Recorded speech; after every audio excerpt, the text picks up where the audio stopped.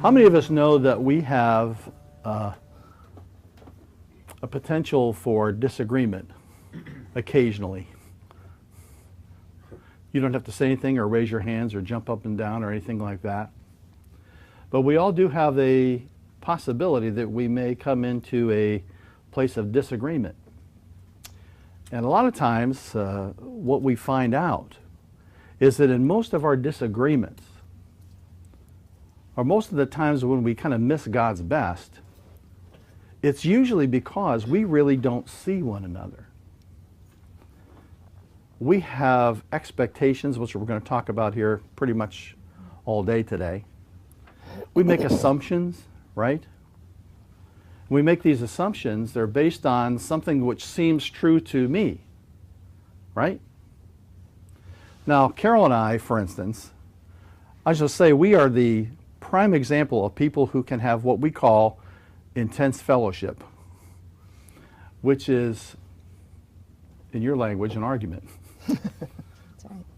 You're married to an Italian woman. Of course, you would know this, but there's a potential for expression and emotion to happen. Now, Carol and I couldn't really be much different. Carol comes from a Roman Catholic Italian family who were very good at expressing emotions. I came from a white Anglo-Saxon Protestant family that's been in the continental United States since 1624. We are essentially a family of boring white people who are not really good at expressing emotions. Amen? So how many of us know that we can have a problem because I see things one way, maybe Carol sees things another way. And we can take this, by the way, although we're going to talk today a lot about some conflict sorts of things. Really, the basis of this is to say this very simple thing. The basis of all of our relationships, whether they're marriage relationships, or maybe they're relationships on a church council, or maybe they're relationships at your job, all of those relationships, beloved, are designed to be based upon grace. Now, several years ago, I had an intern, she's now an associate, and she was sitting in on several sessions with me in some formational prayer sessions that we were doing. And what was happening was that in this particular week that she was in there were a lot of sessions that came up that were dealing with people that had bad experiences around their dining room tables or dinner time or something like that. And I thought, well, there really can't be anything to this as far as some sort of a pattern. So I told her, I said, let's keep track for the next couple of weeks how many times we see some sort of a wounding event that took place in somebody's life around a table, right? So let's keep track of that. You know what? After a couple of weeks, we found out that there were several. And I said, well, we have to kind of go a little bit further and investigate this. So I went down to the seminary where I was, where I graduated from, where I was teaching. And basically, I asked several people, I think it was 30 or 35 people, to fill out this survey. It was like a 5-page survey that had to do with what was dinner time like at your house. What was dinner time like? What was the atmosphere like? Were there perceived issues around the table? Do you remember where you sat at the table? What shape was the table? It was 5 pages long. Kind of like mind-numbing detail, okay? And basically, we discovered some pretty interesting things. That there were correlations, for instance, about where you sat. You know that? Where you sat at the table. Who was at the table? Did you eat at the table as a family? Did you come together? Here's what we found out. Long story made very, very short. Your table is a very good representation of how your family system worked. Pretty interesting. Was Dad at the table? Was Mom at the table? Where did the siblings sit?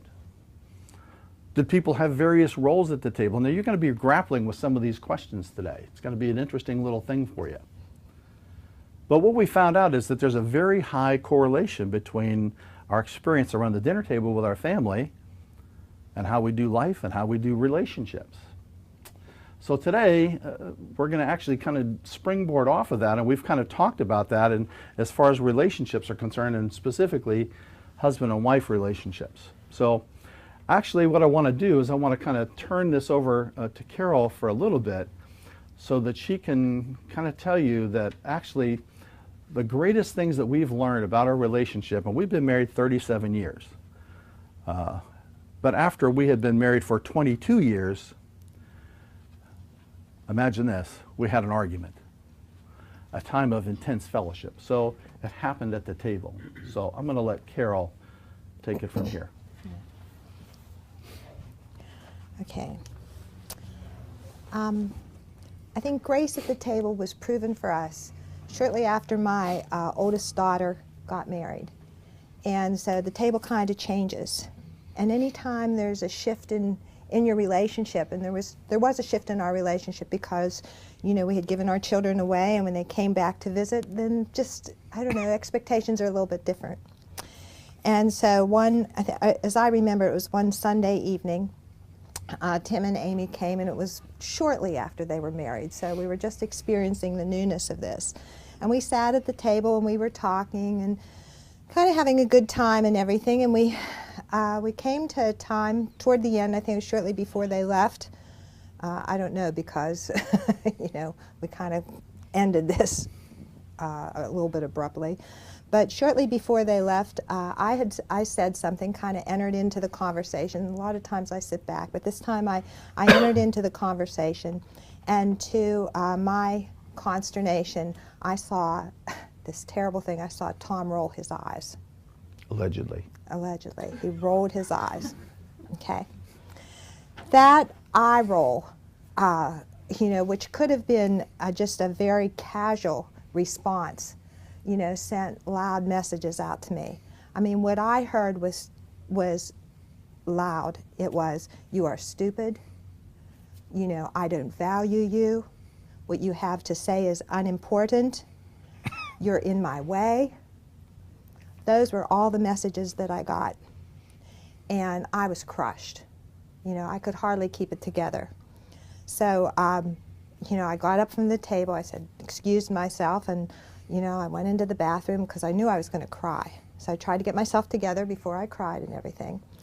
And went back to the table, and we, you know, ended the evening and said goodnight. And usually what I try to do is kind of push it down, maybe in a brownie or a hot fudge sundae or something like that. But this time, you know, it was just too important to push away. And I knew I was going to have to confront this. And, you know, so I did confront it, and I tried to talk to Thom about it. But to my great consternation, again, instead of understanding, he got angry with me.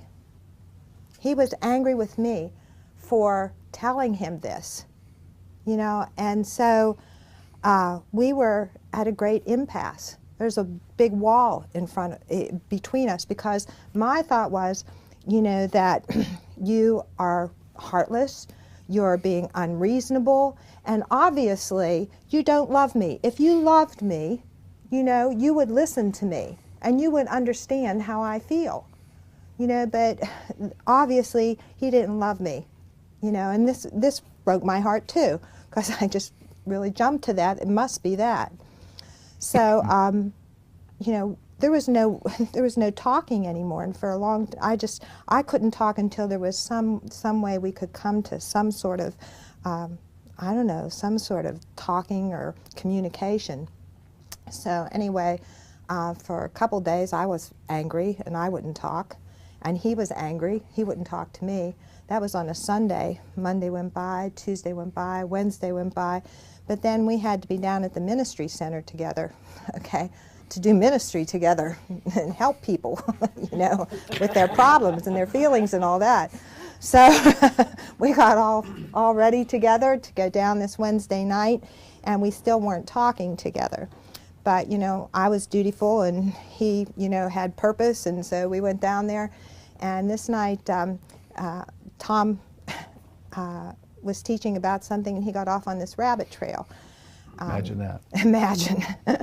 But what he started to explaining is that he was finding out this thing about the table. And one of the interesting things about the table was, you know, where you sat when you were where you sat, that when you got married, A husband comes to the table and a wife comes to the table, but not only do they sit at the table together, but they bring their table before them.